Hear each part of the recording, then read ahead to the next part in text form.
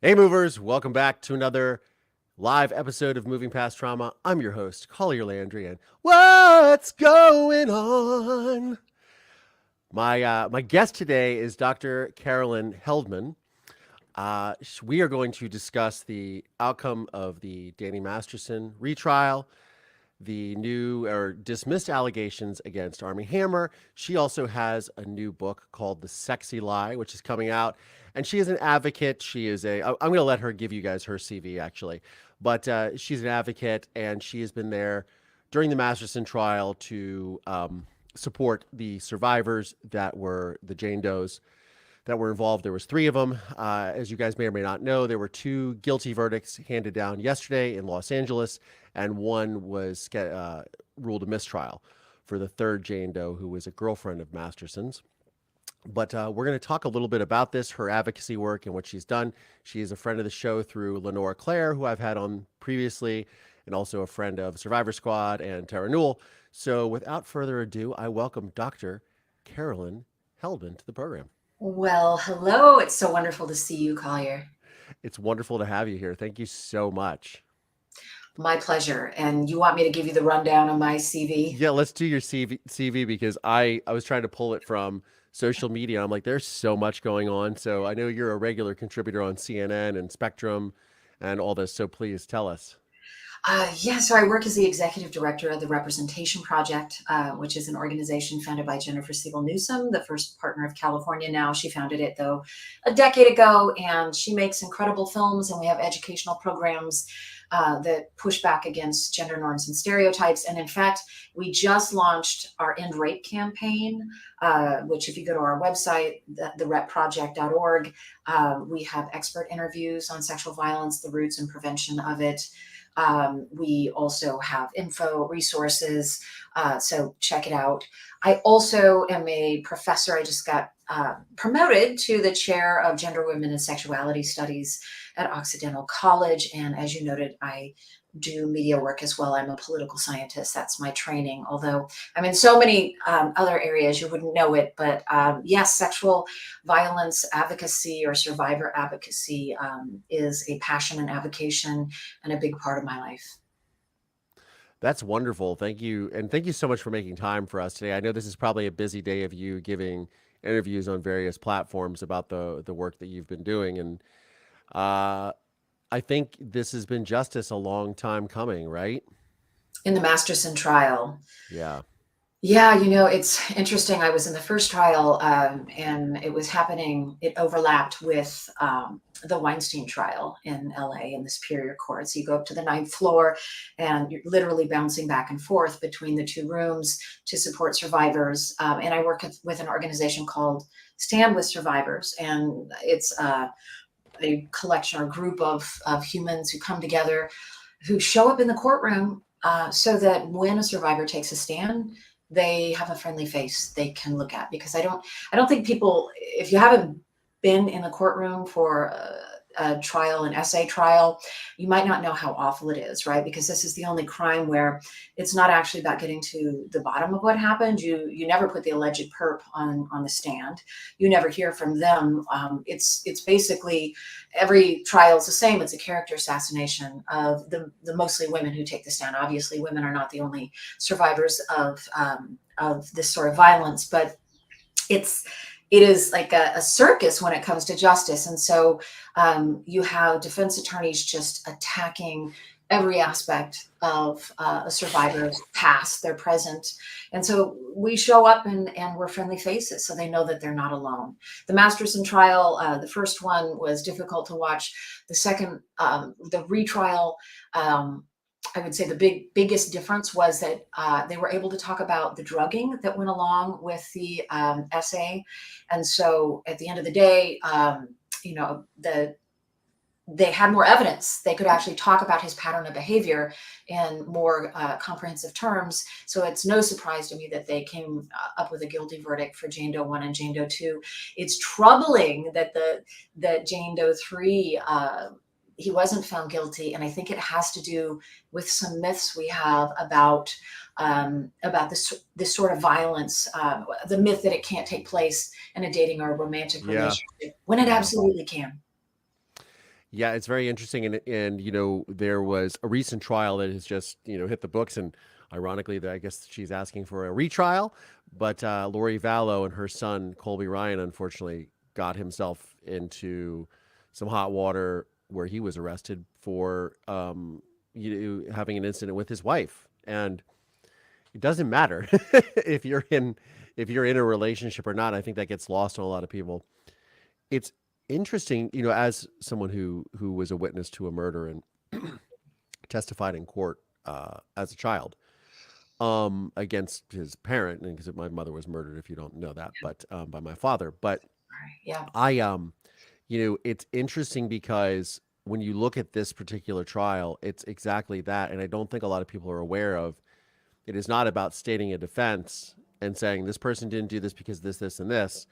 It's vilifying the victims and going after them and their credibility. And I think what was the defense's argument was, I believe, that these witnesses colluded because it took place over a decade ago or 15, no, almost 20 years ago, I guess, starting in 2003, I believe. And therefore they colluded against it, not understanding. And I think the prosecution was very heavily involved in saying, look, they were all part of the Church of Scientology. And I think we all know that religious organizations, when it comes to allegations of SA and things of this nature, that they literally will cover up anything.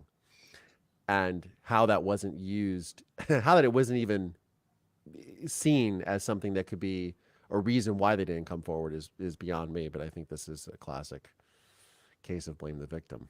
Absolutely. And Collier, another big difference between the first trial and the second trial is the judge allowed the prosecution to talk more about the role of Scientology. And it was horrifying to hear what the church did. Here's the pattern. A woman would come forward. She would report that Masterson had violated her. And the church would acknowledge it. They wouldn't call it, the R word, but they would acknowledge it and say that he had engaged in actions that were unbecoming. And then they would send the woman to classes where she would have to mandatory classes in order to stay in Scientology. And, if you leave, you lose your family oftentimes in your social group. So she would have to go to classes to acknowledge her role in her violation. Which it's just ludicrous. So the prosecutor took on Scientology in this second trial as well. And anyone who is still in that church or cult or whatever you want to call it, after sitting through this trial, I just don't see how you could be. There are all sorts of ways to address these sorts of crimes, right? To address SA, but blaming the victim and systematically building that into your process as part of your church is not the way to do it. Yeah, and it's, I think they call that grooming, right? So instead of listening to them, they just say, okay, you need to go to a course, you need to study more, you need to get into L. Ron's teachings and figure out what you did wrong. And I know you've been really active in this work for a long time. You would think that we would get past these draconian sort of philosophies, engaging this type of engagement with people. Why do you think that has not taken place? Why are we not past this? Why are we not listening? Well, I think it comes down to kind of a simple explanation, which is patriarchy, right? This is the oldest form of oppression that we've documented, and Sure. it's the belief that men in their lives simply matter more than women. And I think if so, 1 in 3 women and 1 in 6 men will be victims of SA. So I want to, bust the myth that men can't be survivors. Oh Uh, yeah, absolutely. but we think of this. The reason we haven't addressed this, if it was happening at these rates to men, we would have addressed it already. And I don't say that lightly, and I don't say that dismissively. I think that we fundamentally don't treat it as a real crime. We don't consider it a real crime. It's the only crime where we put the victim on trial. It is a very it's a crime that holds a unique position in our culture. And I would argue it's a crime that has uniquely traumatizing effects. I mean, perhaps not unique, but profoundly traumatizing effects. Yeah. I mean, it just disrupts your whole life. Your brain gets rattled. Often disordered thinking, depression, attempts at suicide. I mean, this often has lifelong consequences. So not only do we not take it seriously as a crime, oftentimes survivors don't get the help that they need. And so I think if we really want to address this, we do have to address the culture that undergirds it. And it's not just kind of cultural beliefs that undergird it. It's not, the myths that come up in the courtroom, which, by the way, Dr. Ziv did a great job of taking apart in the Masterson trial, in the Weinstein trial, in the Cosby trial. She gets on the stand and she said, here are some common beliefs, and this is why they're wrong. Common beliefs about what survivors do. And some of these common beliefs are that they're going to have a chronological memory about what happened. They're not. Your frontal cortex shuts down. It goes offline. You're not going to have chronological memories. In fact, they're mostly stored as images if you know anything about trauma.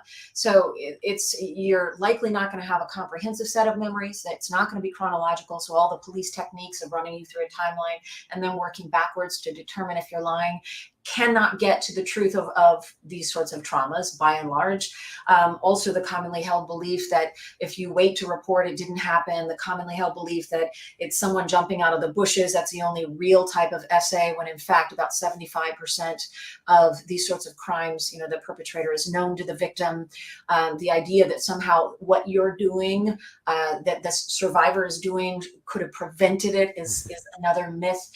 So it's not just like cultural belief, so it's also our justice system. Only 1% of people who engage in SA will ever see a day in a jail cell. We simply don't take this crime seriously as a culture. And I think it's a worldwide epidemic as well, because I've spoken to another podcaster, Madeline Heather. Tara Newell and I have both been on her program, and we do the show Survivor Squad together. New episode dropped today, by the way. Shameless plug. But Madeline Heather is based in Australia, and she does the Reclaim Me podcast, and their numbers are even more staggering with the percentage or the difference in arrests or even arrests, let alone reports, and let alone convictions. It's staggering how much better it is here in the United States, and it's god awful.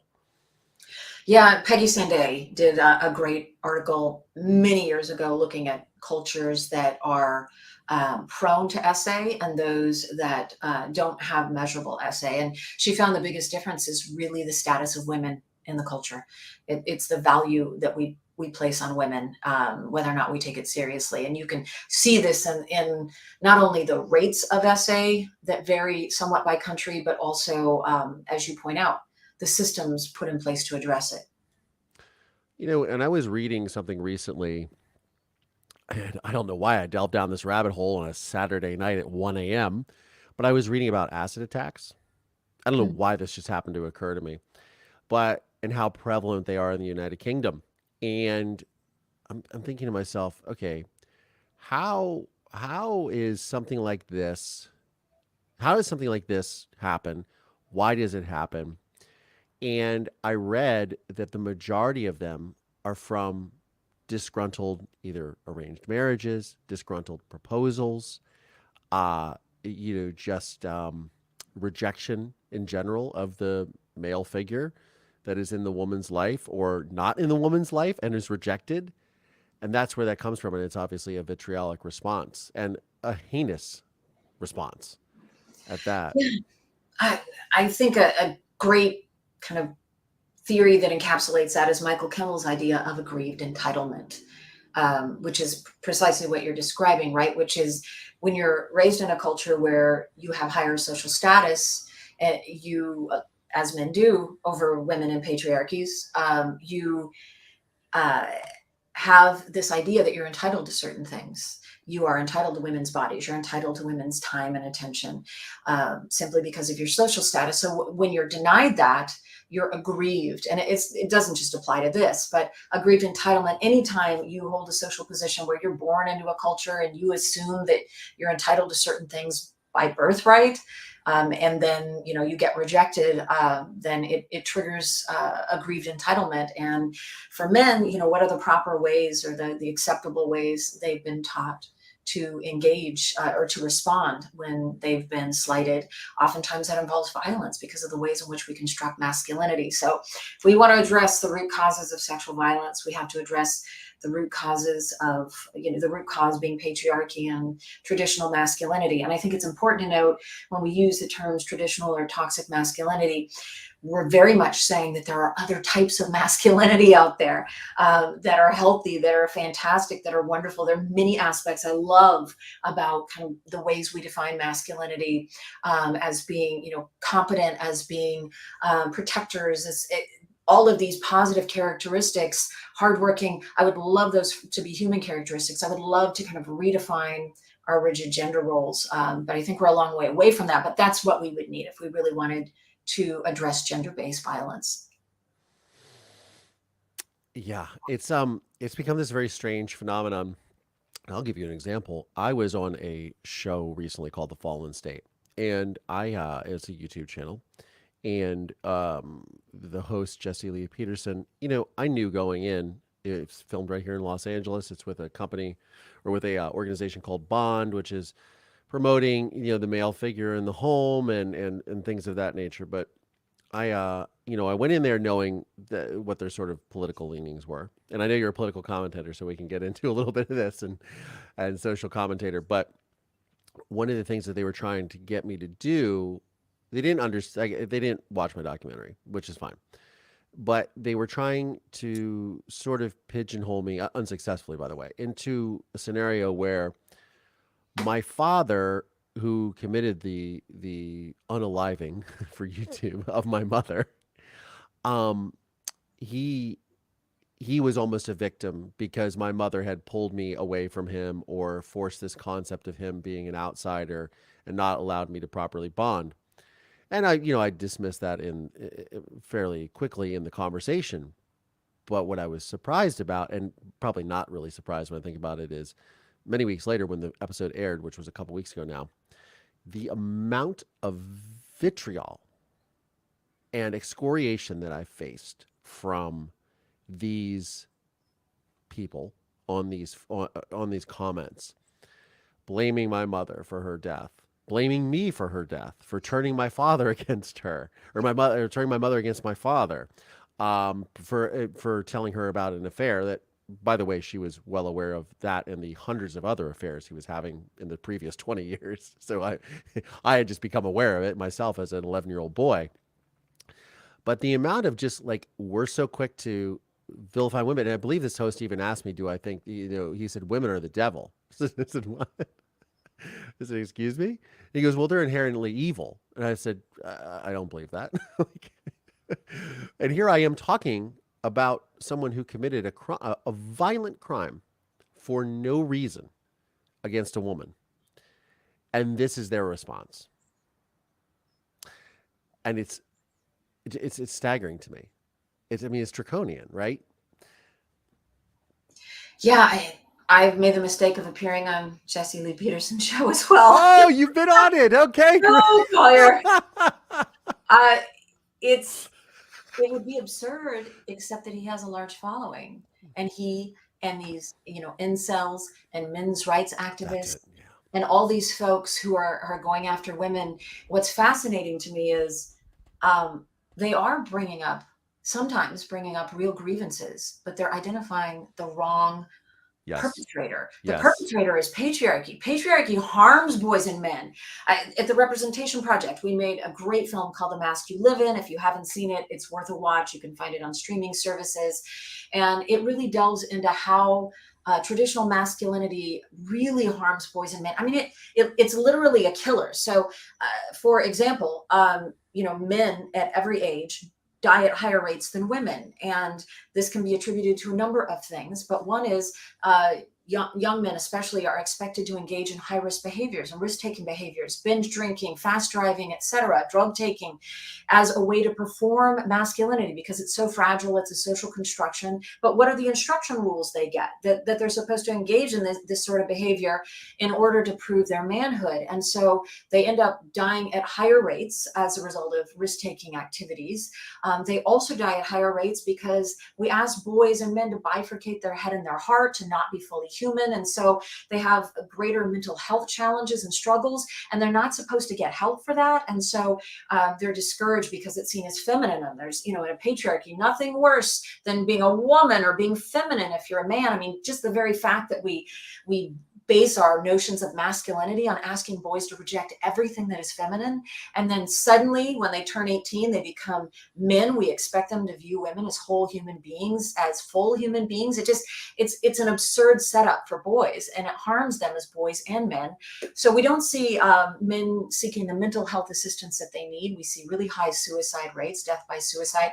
And then also even basic things like medical care, like toughing it out and going through it. And then when you finally get the medical care that you need, not being consistent, right? Because it's seen as, we're supposed to project this image of invulnerability as men. So patriarchy and traditional masculinity are toxic to boys and men. And folks like Jesse Lee Peterson, have some real grievances, but they've just misidentified the culprit. Yeah, and look, I'm not here to vilify. I was thankful to be on his show. I was, I looked at it as an exercise in like entering the hornet's nest. Because I knew what I was getting into from Jump Street. I was just so surprised at the comments, and I actually responded to one person. I said, "Now I know who buys Andrew Tate's programs. I was wondering who these people are." And, and I am somebody who, as much as I dislike what they say, I think they should be allowed to say it. I really do. I believe that the freedom of speech is something that that we stand for in this country, and you should be allowed to do that. I also have a right to disagree with you and say what I feel about you, whether you're a bigot, whether you are someone who that doesn't have the same political leanings as me, or somebody that thinks the sun isn't shining today. And it's, it doesn't matter, right? That sort of discourse a little bit is what makes us a society. And as long as we can continue to have conversations and a dialogue that we can come to some sort of understanding. It's when we shut down this dialogue and we say, I'm right, you're wrong, I'm done, we're not discussing this. I mean, look at our current socioeconomic and geopolitical system. But those things, that's when that dialogue stops. That's when you get this buildup of, I believe, hate. Would you concur with that? I would. Freedom of speech, obviously, so fundamental to the way in which we as in the United States, we as a group of people have decided to organize our culture. It's so important that it's the First Amendment to our Constitution. I am troubled by our inability to kind of sift through different types of information and know what to place value on. But yeah, absolutely. Freedom of speech is fundamental. And it sounds too like you're making an argument that really appeals to me, which is empathy, right? So understanding Jesse Lee Peterson, like I actually get where a lot of his grievance is coming from. Sure. Do I buy a grieved entitlement? Do I think you're entitled to things? No. I peel that layer back, but then I also ask, well, what's driving this? What is the fear? What is the trauma? What is the pain that is driving this? Where is it coming from? And I think really getting to the bottom of the systemic ways in which we recreate trauma, and the idea that boys and men aren't harmed by patriarchy. I mean, recognizing that is absolutely a fact. It's not just girls and women and gender nonconforming and trans folks who are affected by patriarchy in profound ways, and having empathy, meeting folks where they are and actually understanding what is producing this sort of vitriol so that you can get at the root of the problem. Yeah. And it's, and I agree 100%. And it's this, this grieved entitlement. Is that what you said? Aggrieved. Yeah. Michael. Aggrieved entitlement. It would be something as similar as I said, okay, my dad murdered my mom, so therefore I'm entitled to everything in the world. Feel sorry for me. I'm entitled to having this sort of skewed, warped view of the world. that all men are bad and evil, and or all things are bad and evil and life sucks, right? And I obviously don't do that, right? But I think a lot of people get into these circumstances, and I think when you raise children, boys, I mean, I can remember my mother saying to me when my grandfather passed, or when my grandmother passed away, her mother. I was there with her father, who she loved dearly, and my grandpop, and she said, she said, "Be strong for Pop Pop," right? She didn't want me to cry at the funeral. And that always stuck in my mind. And, even though my mother taught me the very fundamental cores of emotions and empathy and kindness and et cetera, et cetera, I, I, you know, I always, that never left my mind in a way that, like, why don't we teach, what is so wrong with having a young man have emotions? And and this, it's so forced upon, and like you said, the patriarchy forcing this upon these young men, and then they grow up, and then and then it's almost like they don't even develop a set of social skills because of it. I mean, Absolutely. being rejected by a date, for your high school prom, and then going out and and committing an act of violent crime is what, you know, and I often wonder, like, what is the solution with that? Like, why are we going in these two very distinct directions instead Well, of meeting in the middle?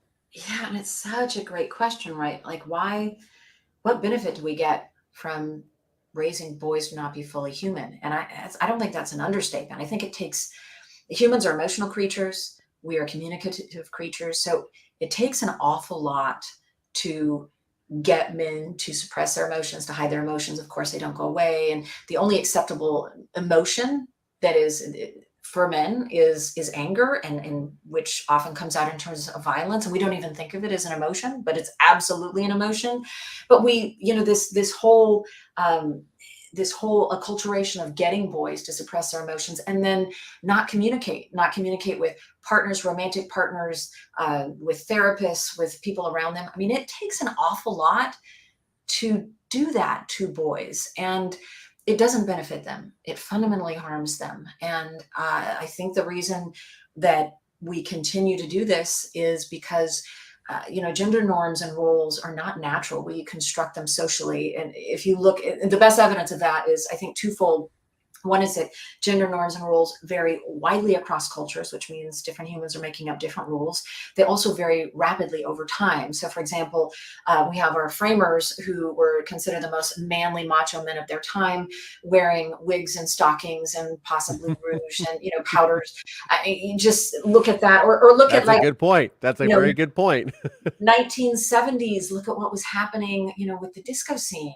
Yeah. The most, like, macho men in cinema, in film and television, would today be considered pretty effeminate. So it shifts rapidly over time. It shifts by culture. So we get to set the rules. So why are we setting these rules that harm boys and men, right? I think it's because we need to differentiate. We really do. We create masculinity. It's not organic. It's reactionary to rejecting everything that's feminine. And you brought it up, right? You're not supposed to cry. Who cries? Girls cry. Boys don't cry. Don't throw like a girl, right? So you get all of these messages. Boys will be boys. You get all of these really damaging messages about what boys are supposed to be, and then they grow into men who have all sorts of issues as a result of it. But it certainly differentiates them from women, right? They get to create an identity that isn't just different from women. It rejects the feminine. I would say we just need to have a wake up call here. We are a group of humans. We get to decide these rules. They're not working, so we need new rules. Yeah. We most certainly do.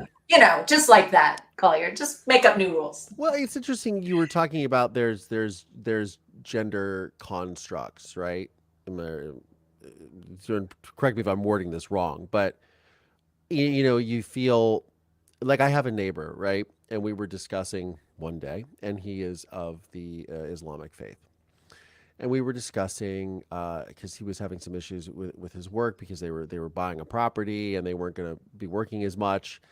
And he was saying how his wife, who has a college education and can go get it. She keeps saying to him, I can get a job for 120 grand a year or whatever. Right. And, and he was saying, I don't want my wife to work. I'm just old fashioned. I'm thinking to myself, that's a definite. That is a very anachronistic way of looking at it. Absolutely. I mean, I think if the boat is flooding with water, one would be like, "Hey, help me with the pail. Let's get the water out of the boat. Let's plug the hole." Right. Um, but there's almost a shame involved in it, right? And I think maybe and obviously Brene Brown has talked about this ad nauseum, but there is almost a veil of shame that is placed on not only women, right, but also men. And you talk about these survivors at the trial, these Jane Does. Again, they are shamed for what happened to them, not something that they willingly engaged in, something that happened to them. And I almost wonder when people are doing that, like, do you not have a sister? Do you not have a mother? Do you not have a daughter? Do you not have a niece? Like, how is that? How does that work? Yeah, I mean, it's a great question, right? That boys and men are raised in ways that harm them, and also in ways that end up reifying, producing roles that are really harmful, like your neighbor, right? And what's fascinating about what your neighbor said is he doesn't want his wife to work. For sure, his wife is working in the home, and yet because that's women's work, and I'm putting that in quotes, it's something that has historically and traditionally been done by women. It's invisible work, it's uncompensated work, it's devalued work.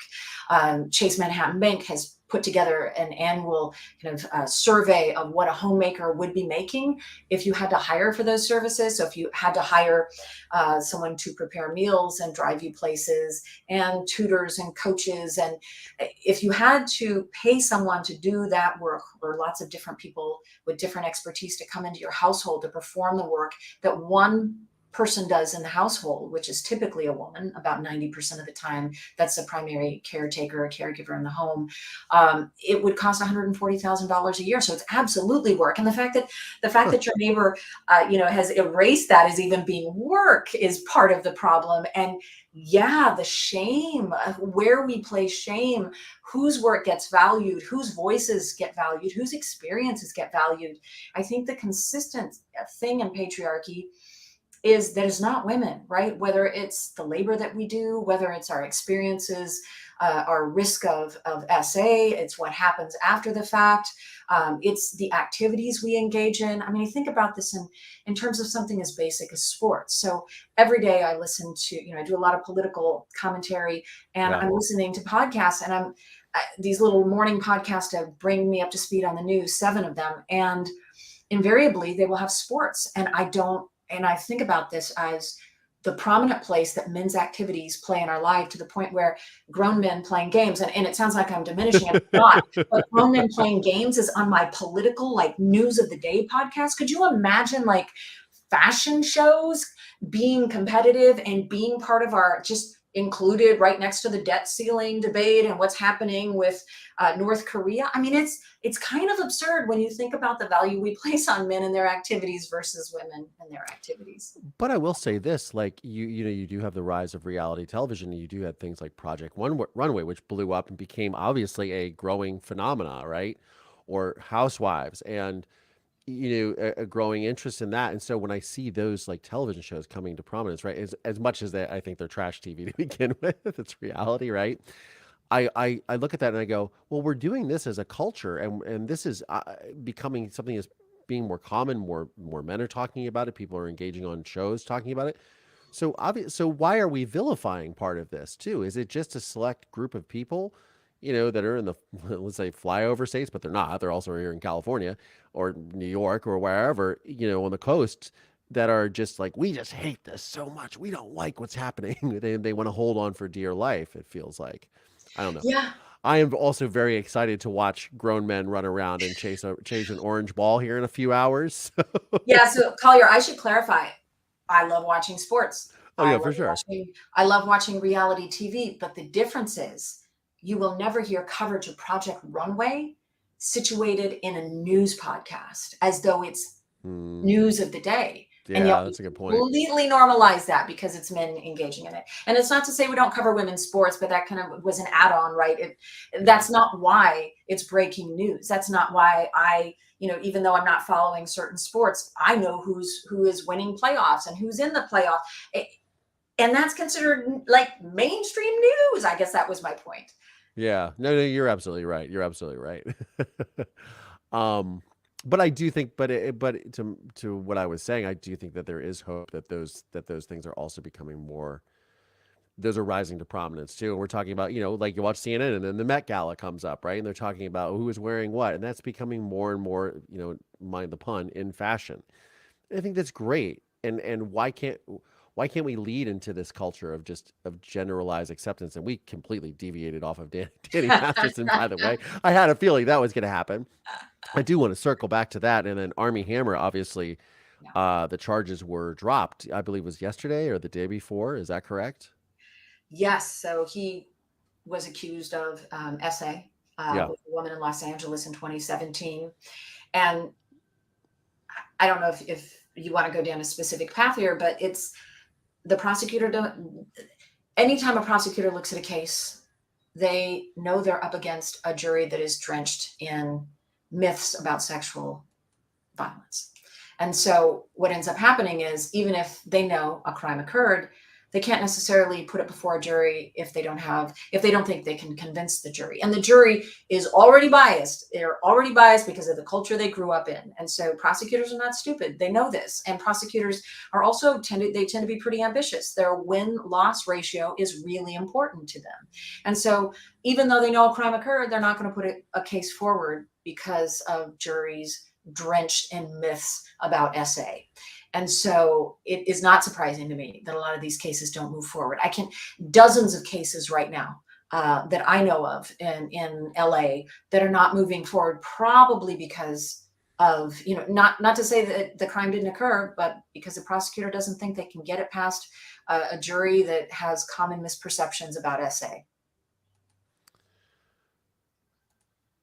That's, you know, that's interesting. I just shifted our whole look of our thing, by the way. But, um, you know, what I find fascinating is, you know, and I was talking about this yesterday with my co-host of Survivor Squad, Tara Newell. Investigation Discovery did what it was, a 4-part series about this. So obviously, there was enough there to make a television series about it. Like, those are not stupid people. These are not people that are trying to get themselves in a court of law and be sued by a family of a billionaire, right? And then to see the prosecutor say that, well, there's nothing there. I found that astonishing. But I think it goes back to what you said. They have a case to win, right? Um, yep, same thing happened with Cosby for many years. Uh, Oh yes, I that's mean, right. this is it's kind of a broken record where there's an astonishing amount of evidence. I would say in the first Masterson trial, an astonishing amount of evidence, a pattern Yeah. of behavior. And yet a jury didn't find Danny Masterson guilty. I mean, thank goodness they did this time. But the fact that it's such a crapshoot when the evidence is overwhelming. I mean, if you sat in these courtrooms and listened to the evidence and listened to the survivors, and of course, listen to the defense attorneys assassinate their character, I would be terrified to put any case in front of a jury. Honestly, I don't. I watch so many trials where juries are so easily misled because of SA myths that, playing upon victim blaming and shaming, that I would not feel comfortable. If I had a case, I would not feel comfortable putting it in front of a jury. And that's a big thing to say, right? Given that that's the premise of our legal system, our justice system. What ended up happening with Cosby?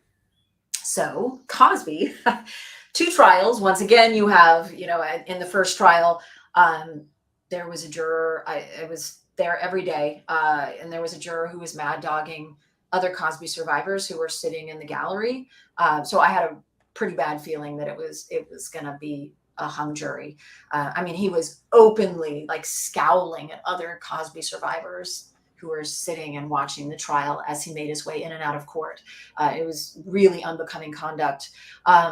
He obviously was a Cosby fan. So the second trial, we go in, and the big difference was that in the first trial, they only allowed one prior bad act witness, meaning to establish a pattern of behavior. It's someone who experienced something similar, but is not actually a complainant in the trial. Then Andrea Constand goes into the second trial, and they allow 5 prior bad act witnesses. So they simply allow more women in. And mind you, at this point in time, I believe it was 62 women had come public, but Andrea Constand was the only survivor who was within the statute of limitations. So he's found guilty on 3 counts on 3 charges. But what had happened is he had cut a backroom deal with the prosecutor, the previous prosecutor, who said, look, we're not going to prosecute you as long as you do a deposition in this civil trial. And this is, almost a decade earlier than the criminal trials that took place recently. And in that civil trial, believing he had immunity, which, by the way, they never filed anything with the court saying he had immunity. They didn't open a case file saying he had immunity. They did this backroom deal. But he believed he was immune. So he went in and he admitted in 2004 in a deposition, yep, I bought Quaaludes and I gave them to women to have sex with them. And that was damning testimony. It was really damning testimony in the first trial, which got hung. It was really damning testimony in the second trial, which got, likely contributed to his guilty conviction because, the guy admitted that he did it. And then he appealed to a higher court, and they looked at it and they said, yeah, he had an immunity deal, even though they didn't go through the formal procedures that they were supposed to. So it smacks of like celebrity, backroom deal sort of thing. With that said, I do believe in the integrity of our system. And if you believe you have immunity and you admit to something and you self-incriminate based upon the assumption of immunity, I can see why a higher court looked at that and overturned it. With that said, I really wish Cosby were held more accountable, but all of the statute of limitations prevent most perpetrators from being held accountable. And we've changed them in a number of states, and there are all these look back laws now, which open it up for 1 year, and it doesn't matter when it happened, but for 1 year, you can file a case as long as you have the evidence. And Cosby has a number of civil cases. In fact, Victoria Valentino just filed a civil case against Cosby in LA today. So there are a number of cases in New York, in New Jersey, and now some in California. Wow. That's that's good. That's civil cases. He won't see another day inside a jail cell. And this is a man who he was a full-time abuser and a part-time comedian. If you look at how much work went into what he did, grooming the victims, grooming their families, making sure that they stayed quiet. I mean, this man was so engaged and had so many victims. It was almost like a full-time job. It's interesting because as I go through, my father, obviously in his history of philandering, to put it mildly, and affairs against my mother, he was a doctor. And I just remember when I was trying to grasp all this, making my film, and even still now on my podcast, and when I read his letters from prison, and I think to myself, how did this man carve out time to have these relationships? And on Survivor Squad, our first episode, we interviewed Jennifer Faze, and she did a podcast called Betrayal. Are you familiar with her? Yes. Yeah. So we got into this discussion about, Spence and the amount of time that he spent. And as she's, peeling back and going, peeling back the layers of the onions, when that search warrant comes in and he's arrested, trying to look through, like, how did all the, like, where did all this time come from? Where did they find the time to do this? And how did someone like a Bill Cosby find the time to have a career as an entertainer, which is a very demanding career? And as you said, a part-time entertainer, a full-time abuser. You think about all the good that could be done with that time on their hands, and instead it's done creating evil. But I guess that's the history of the world in that. Well, Paul, you're also bringing up another component here, which are the enablers. How do they have all this time? They have a team of folks who are scheduling flights out for women and making sure that, they're setting them up. And folks knew what was happening with Weinstein, with Cosby. The friend group must have known what was happening with Danny Masterson. The Church of Scientology knew, and they let it happen again and again. I mean, these folks have enablers. They have people who not only are bystanders and don't do the right thing, they actually assist them in this, whether it's through scheduling or, knowledge of it. I mean, what was Camille Cosby doing? Did she not know about this? Come now. The enablers. What do you think about the enablers? Do you think that they should be brought to justice? Do you think that they should be, doxxed? Do you think, not doxxed, but held accountable in some ways? Well, I would love accountability for enablers. I think writing it into our legal system might be a little tricky, but Ghislaine, Ghislaine Maxwell, yeah. Yeah, I mean, with Epstein, and maybe she played more of a role beyond, I'm certainly an enabler, but also a perpetrator herself. Sure. I'm glad to see some accountability, but he's not in prison. Nothing happened to him because he was a coward at the end of the day. Right? Well, did he just, what happened there? Yeah. Why don't we have the footage? And how does that happen with 330 million Americans watching? How does that happen when we knew that Epstein, his life was under threat because of the powerful people who might be who may have participated in his exploitation and his predation? Like, how does that happen? And then we just kind of blink and move on. I mean, it is wild what people with power can get away with. But do they really get away with it is what I would like to, is the question that I always ponder, right? And I think, I had become getting into this true crime world really in the last year, from my own personal experience with the podcast and getting to know other survivors. I would often wonder, like, why are people so interested in true crime? And then somebody said to me very astutely a few months ago when I was interviewing them, they said, well, she's like, I think that they are obsessed with true crime in a lot of ways because many people never see justice, especially when you think about SA, right? They never get that, whether they can't speak up, whether they didn't speak up, or whether it fell on deaf ears, whether it was handled by enablers or whomever, and they don't get that, and they see someone else getting justice, and they feel better about themselves, or they feel better about their situation. I mean, not feel better, that's a very simplistic way of putting it, but they feel supported by that, and knowing that at least somebody got caught, right? But I think at the end of the day, these people are all very well aware of what they are doing, and they have to look themselves in the mirror, and it's not pretty. I guarantee. I would say that the torture that they look at in the mirror is far beyond the torture that we could put them through. I'd like to think so, at least. I would like to think so too. I would. Yep, I'm right there with you. And when I work with survivors, the systems are so broken that the first thing I ask them is, in terms of their journey, what does justice look like for you? And oftentimes it's an apology, it's an acknowledgement. Sometimes they want, their cars vandalized, whatever. I mean, they have different ideas of what justice is, right? Sometimes they just want them to be outed publicly. Sometimes it's, getting a trial. And justice looks like a lot of different things to different survivors. And I think it's important, given that their consent and their power was taken away from them in the violation, it's really important that justice is done on their terms. What do you say to these survivors when they don't get the outcome that they're looking for, or they don't get that perceived closure that they're looking for? How do you approach that sort of from a mental? I know you're not a mental health professional, but how do you approach that from a mental health? Because so much of this is hinged on someone's mental health and wellness. Yeah, that's a great question, Collier. And oftentimes the reward comes from the activism, and being a public survivor is really difficult. And I often discourage people from doing it because of the personal toll they have to pay.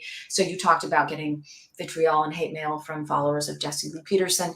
Anytime you're a public survivor, you're going to, possibly be doxxed, but you're going to get a lot of vitriol from strangers. You're going to be it's awful. You know. Oh yeah. And so why would you want to put yourself through that? But if they decide to go public and be public survivors, then I help them, kind of put their guards up.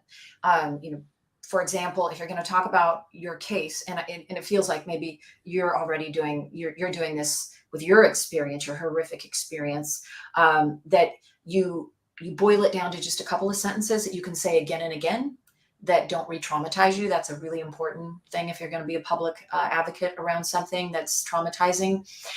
You maybe schedule it, you draw boundaries, so you're only talking about it on certain days, and then you're taking mental health days and breaks. And of course, there's meditation therapy, there's body work, yoga, and now in terms of trauma, EMDR, these new MDMA trials. I mean, we now know that we have about a 70% cure rate for PTSD with these MDMA trials. It's remarkable what we can now do with, drugs and therapy together, as well as, of course, our continued self-care work. And, it sounds so fluffy or soft, like, oh, self-care work.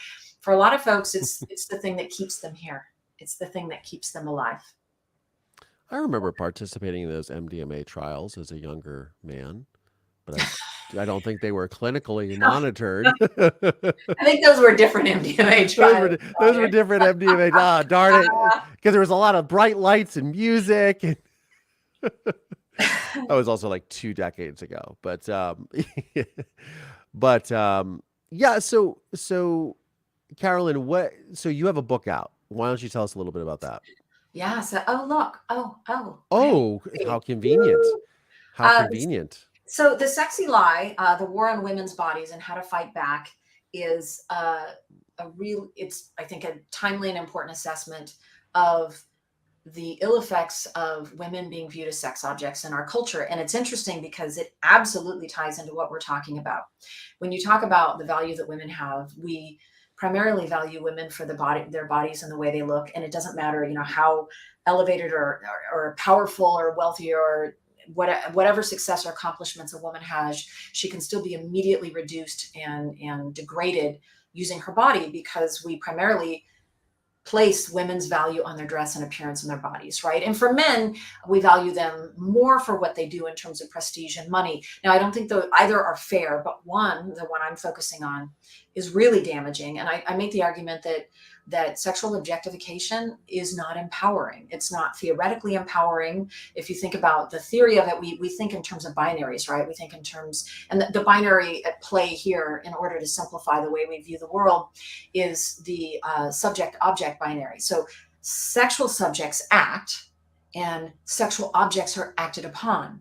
So even if you were the most valuable sex object, you are still being acted upon. You are still giving your power away, 100 times a day by asking the outside world to validate you for something that's mostly based upon the body you were born into, and, the millimeter of how far your eyes are apart. I mean, it's a ludicrous system that also ends up, looking at it beyond theory, it has really profound, terrible implications for girls and women. So the more we internalize this idea that we're a sex object, the higher our rates of depression, anxiety, body hatred, and shame, the lower our confidence, the lower our political efficacy, which is like having confidence that our voice matters in politics. So it has all of these terrible mental health outcomes. And yet we are taught, we have a steady diet of media telling us that our bodies are our most valuable assets. And so this book really talks about the harms. It talks about how the system works. It talks about why the system is in place, and what we can do to change it. It's like putting on armor to go to battle and navigating, a world that just makes it completely normal to treat us like sex objects. And at the end of the day, I make the argument that it's really capitalism plus patriarchy driving this. And the capitalism part is that when you think about your body, the bigger the space between where you think you are and where you think you need to be, the more products you will buy. So what's really at stake here is a $60 billion a year health, fitness, and beauty industry. And that is why we hate our bodies. In fact, I open it by saying this book is for every woman who hates her body or has hated her body at some point. And that's all women. And it's interesting because the women who've read it so far, and it's only been out for a couple of days, I've received so many emails from women saying, oh gosh, I thought I was, suffering alone in this. So similar to traditional masculinity harming boys and men, I argue that objectification culture harms girls and women in ways that we're not fully aware of. And if we can recognize that, we can push back against that. And again, like getting beyond these socially constructed gender roles to live in a culture that values men and women, gender nonconforming folks, transgender folks, that doesn't use gender as a way to pigeonhole, categorize, and create hierarchies that end up damaging everyone, even if you're on the top of the hierarchy. That's a lot. And I had two questions I wanted to ask, but they're sort of related, but not really. What role do you think social media plays in all of this? Social media took all of these damaging norms that have been around for a really long time and added an accelerant. We now have just access 24/7. If you look at the new data from the Centers for Disease Control, our teens today are more depressed and engage in more suicidal behavior, that is ideation and death by suicide, than any previous generation on record. So we have basically beta tested a new technology which has taken really damaging, toxic messages and amplified them in the lives of young people. And we sit back and we say, oh, what happened? Why do we have a teen mental health crisis? I don't know. We beta tested a new technology and now we have outcome data. And the interesting thing is, again, capitalism is driving this. Are we going to get rid of social media? Even though we know it's literally like toxic air. We regulate pollution, we regulate toxic air.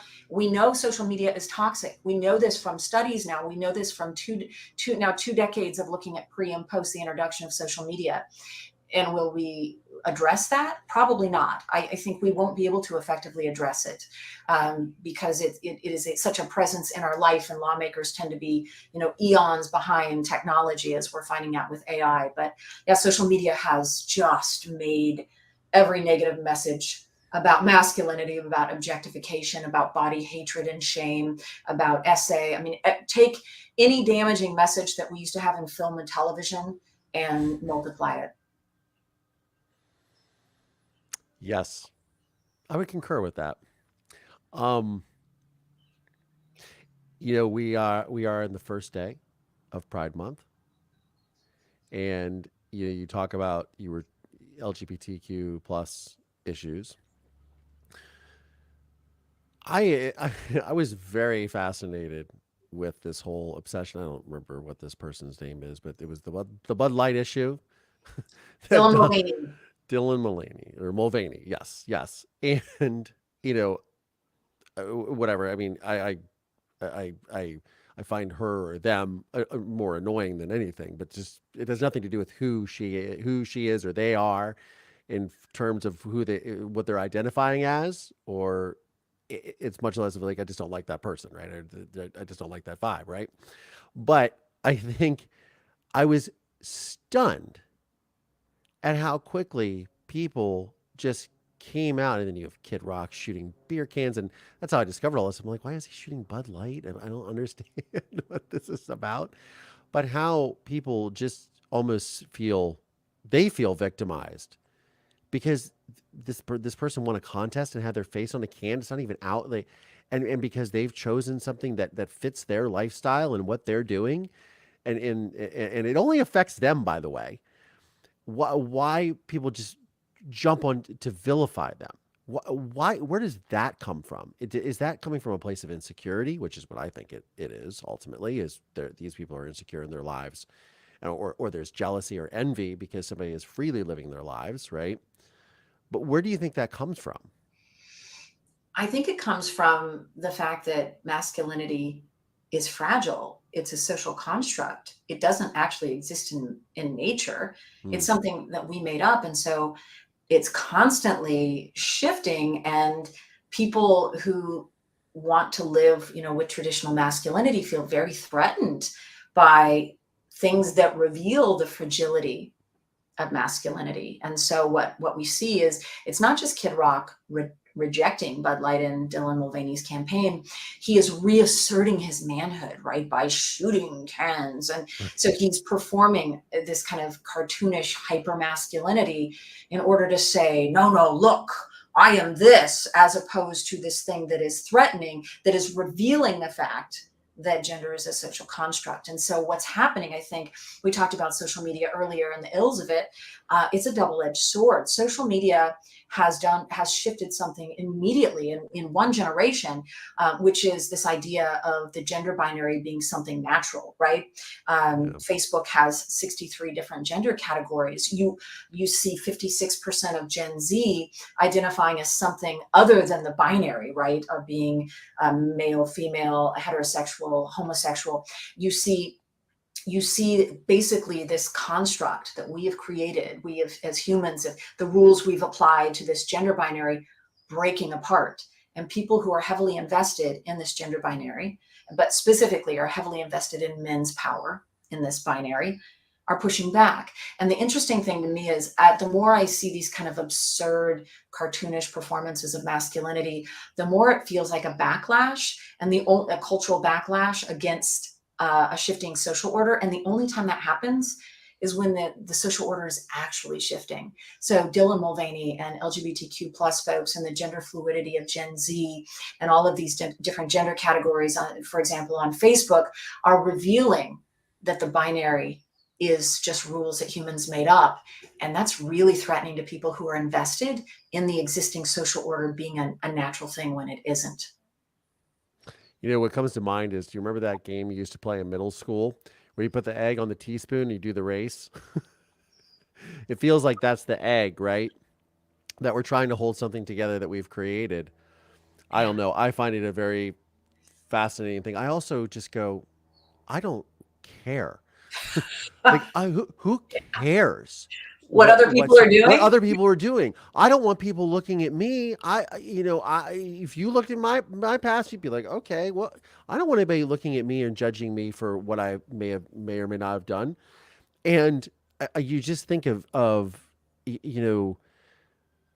you think I probably shouldn't have said it in that way.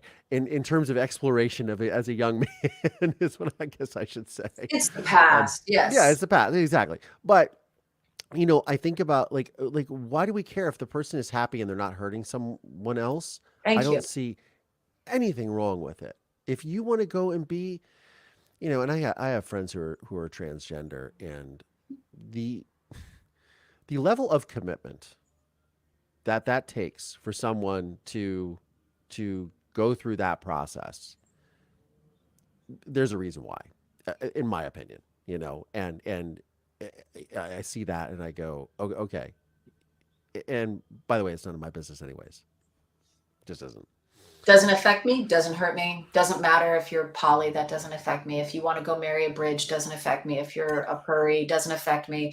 If you're into BDSM, which by the way is more consensual than, what college kids or what other sex is, right? Like there are actually rules to that. Doesn't affect me. If it doesn't harm people and it's not affecting me, it's an interesting phenomenon where people feel that they want to assert some sort of moral superiority by having judgment over other people. We see this a lot in religion. It's encouraged in religion. In fact, it's the blueprint for every religion out there, is an us versus them in terms of moral superiority and a set of rules, and it's really destructive. We don't need to live like that as humans. We can actually just accept other human beings as long as they're not harming children, animals, other adults.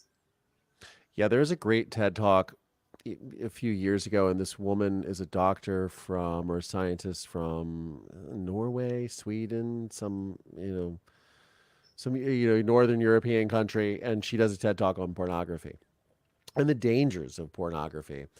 And I never really thought one way or the other about it, to be honest with you, but I listened to that TED talk and I thought, oh, she raises a lot of good points, which is because we've regressed in a lot of ways. We don't talk about these things. And by the way, YouTube just canceled him. He said that word. But we regressed in ways where we've made it okay to talk about sexuality.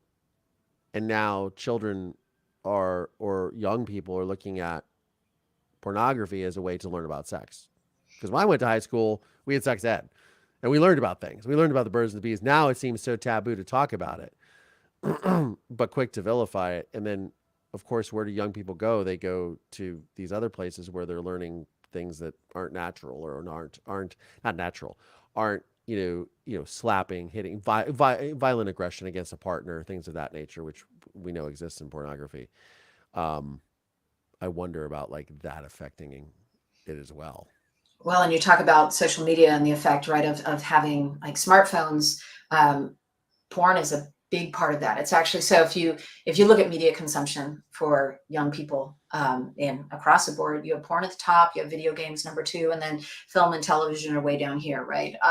And what's fascinating about that is, you're right, porn, and I talk about this in The Sexy Lie. I put it in the appendix because it's so horrifying. And I'm going to sound like I'm not sex positive here. I'm not. I'm very sex positive, right? I'm not against sex at all. I'm not even against porn. But what I am against is the corporate model of porn that is actually based on an addiction model. And so you up the ante, you mix your pleasure with violence, and not in a way that's like BDSM consensual. The whole point is degradation and violence, right? And so in over half of gonzo pornography, when what do you call it? Shoots, I guess it's, yep, that's what it is. Gonzo, which is the fastest growing, most popular type of pornography. Over half of the cases, the women need to seek medical treatment after the fact because of what their bodies have sustained. I know I teach classes on sexuality and sex, and young people in my classrooms, and especially heterosexual young women, are actually fearful, many of them fearful of having sex, because porn has so redefined what's normal in sex for young people. And I think old folks like us, folks over 20, don't actually get what's normal for them. In fact, there's so much violence and degradation that's become normal in everyday sex acts with young people that they call what we called sex, what our generation called sex, they call vanilla sex. That's the other, because the norm is the choking, the slapping, and it's the violence. In addition to that, you have the human trafficking component. You see Pornhub being shut down in different countries and lawsuits, and New York Times expose that they're profiting from sexual SA porn. They're profiting from people who are actually trafficked, and their victimization is being captured and monetized. And the addiction model that I mentioned earlier is that you up the ante, and so you end up causing people to eroticize things that don't work in the real world. So it is no surprise, and I'm just thinking about stats with young men today, young heterosexual men, just pulling up some stats that 60% of young men under 30 are currently single, almost double that of women in the same age bracket, and that sexual intimacy is at a 30-year low across genders. And a big driver of this is porn consumption. We know that young men, in fact, watch an awful lot of porn, and the more you watch porn, the less pleasurable your actual sex in real life is, and the less actual sex you're having. We also know that it's related to erectile dysfunction, delayed ejaculation, diminished libido in young men. So porn is literally killing the sex lives of young men, and we're not having a national conversation about it because, we can't discuss sex. I think we should be shouting this from the hills. I would also argue that video games and Doritos are also at that top as well. Well, and that's the other big driver, which is men are isolating because they. 100%. And Bill Maher talks about this a lot on his show. He's addressed it a few times over the last 6 months of this distancing. That you talk about people who are talking about men not being men or not being this or that, but no one is saying, hey guys, you're isolating yourselves and you're pulling away from intimacy with a partner, and you're not going out there and taking risks. And of course, this is exacerbated by the pandemic for sure, but it was already trending that way. I look at my generation, which I'm, X age, but my generation grew up playing video games, but they're nowhere near as sophisticated as they are now. But spending time online, even with my younger brothers, 3 years younger than me, just to see the difference between his age group and my age group of the sophistication of, they're sitting there playing Call of Duty with their friends. And I know many people even older than me that play this, right? But the way that like everything is so online and you're not having that original experience, that original connection, that authentic in-person connection with people, learning social constructs is, I think that's I think that's a very scary blueprint for the future. Yeah, I agree, Collier. And I should say, I'm a gamer. I love video games, but young men are in crisis. And I think it has a lot, if you look at the larger context, um, it used to be okay so traditional masculinity means you're supposed to project this idea that you don't want to be in a relationship. You're pulled into it, kicking and screaming, and the ball and chain, and romance and marriage. We always had women driving that, and women are still mostly driving it, but there are other priorities now, right? Right, Yeah, career, ambition, success, sure. and so women's rules have changed. So they're no longer kind of dragging men into this with traditional norms of masculinity. So men, their reaction isn't to say, okay, I'm being raised in a culture that's now telling me I need to prioritize this more and gain some social skills to engage romantic relationships. Instead, they're being taught that it's perfectly fine, and it's on us, right? Anytime you look at something cultural like this, it's not on the boys, it's on the culture, it's on the adults who have created this world for them. They're isolating. They are, and especially during the pandemic, but they're isolating. Even, I mean, it's 60% are single. My heart breaks for young men. It just breaks for them, and the isolation and the loneliness and the high rates of death by suicide.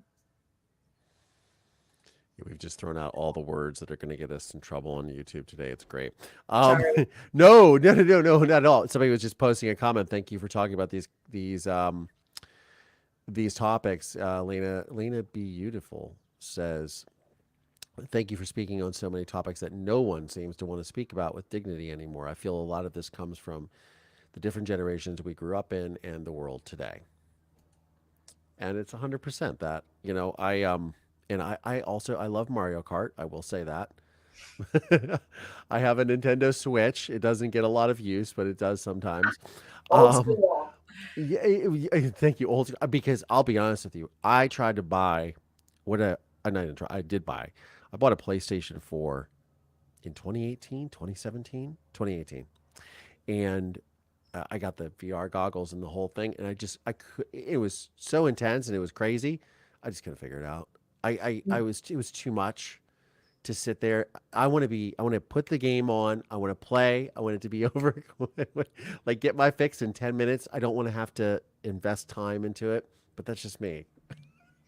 Well, and these video games are so They're sophisticated and so amazing. sophisticated. I They're love not playing the amazing. basketball games with like I played NBA 2K in like 2001 and after You when know, it got from to afar. 2K2, I was like I can't figure this out. There's all these extra moves, there's all these buttons. I'm like no, I don't know. I just stick to Wordle these days. So, Wordle, yes.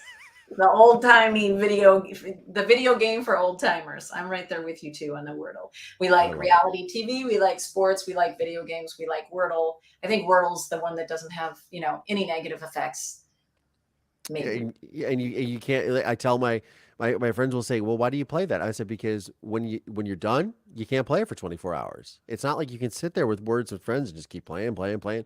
Wordle, you're done, you get your fix, you move on with your day. You Yep. can't get the word, great. Now, I will admit, my parents are probably listening here. Sometimes when I have difficulty with the word, but I want to keep my score, I may or may not use a different device to get some extra turns. Oh, okay. So yeah, I'm playing with my mom too. And sometimes I will look up some Scrabble help. I'm not gonna lie. I don't do that, but I will try to get an extra guess or two sometimes because I'm just like I can't go out after having a 5 day streak. I can't do that. Mom can't beat us. No, cannot. I mean, so often like they're like, oh yeah, we were at 55 or 100 or I'm like, oh god, okay. Mhm. I just I can't get it. But Carolyn, where can our audience find you? I'm a CarolineHeldman.com. Yeah, I remember my name. And then all of my social media handles on, I guess TikTok, Instagram, Facebook, and Twitter are at Caroline Heldman. So My book, you can get it on my website at drcarolineheldman.com. I accidentally switched over to me instead of you on the on the video. I will put links to all of Carolyn's links in the show notes of today's episode. My guest today is Dr. Caroline Heldman. Thank you so much for joining the program. I really appreciate it. What a wonderful conversation, Collier. I mean, just we touched on 47 different topics that all kind of fit together as a critique of what's wrong with the culture today through a gendered lens. And I just really appreciate you and your work and your vulnerability in sharing your experiences and your advocacy for others. So we can make this world a better place. Thank you so much, though. That is the goal, right? Amen. All right. I want to say thank you to all of my channel supporters, members here, my Patreon members. Please remember to like and subscribe to today's video. This was a different conversation than I've normally had about a lot of topics that I have wanted to talk about for God knows how long. So I'd love to thank my guest, Dr. Caroline Heldman, who joined the program today. Last minute, we had a great discussion, and I can't wait for you guys to check it out. If you're checking out here on YouTube, please like and subscribe. If you are on Apple, Spotify, or wherever you get your podcasts from, please remember to leave me a 5-star review and write something nice if you can. I appreciate it. If you'd like to support the program, links are in the show notes of today's episode. You can find me on Patreon and here on YouTube. I'm Collier Landry, and this is Moving Past Trauma. Thanks, y'all.